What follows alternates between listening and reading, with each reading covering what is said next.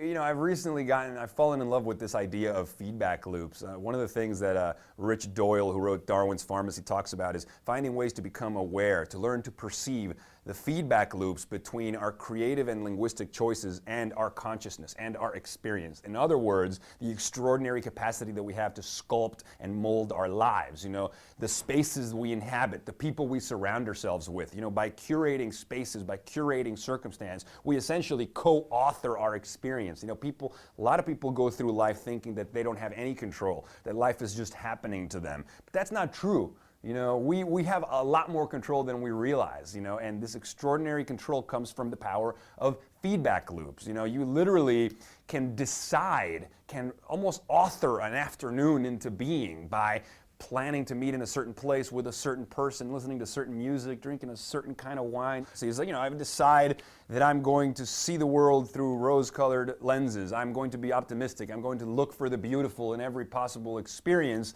That intention, that agency, coupled with action, right, with editorial discernment and saying, okay, I'm going to do this, I'm going to hang out with this person, it creates a self-amplifying feedback loop. In other words, the intention to be optimistic makes me stumble upon all these things that make me feel more optimistic, and so on and so forth. And there's always going to be the wild card, there's always going to be the circumstances you can't plan for, there's always the unexpected relevance and the serendipity. But you know, just like that book, The Power of Pull, talks about, we can funnel the serendipity, or we can channel the serendipity funnel. We can help engender and engineer serendipity by the choices that we make every moment, right? And so, you know, by cultivating rich social networks, by cultivating weak ties, not just close ties, but the weak ties, by becoming connectors and by connecting others so that they connect us, we create a world in which these self-amplifying feedback loops feed on top of each other. So, you know, good circumstances lead to other good circumstances, which lead to other good circumstances, and each one of them encourages us to then live more openly and participate in that sort of creative flow space. And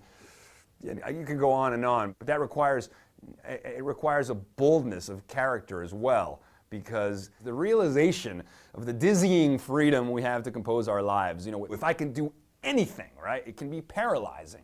But I think that if we are able to courageously embrace the uncertainty of that freedom and then exercise, you know, discerning and smart and refined creative and linguistic choices every step of the way, we do have the capacity to turn our lives into a work of art. And why shouldn't we?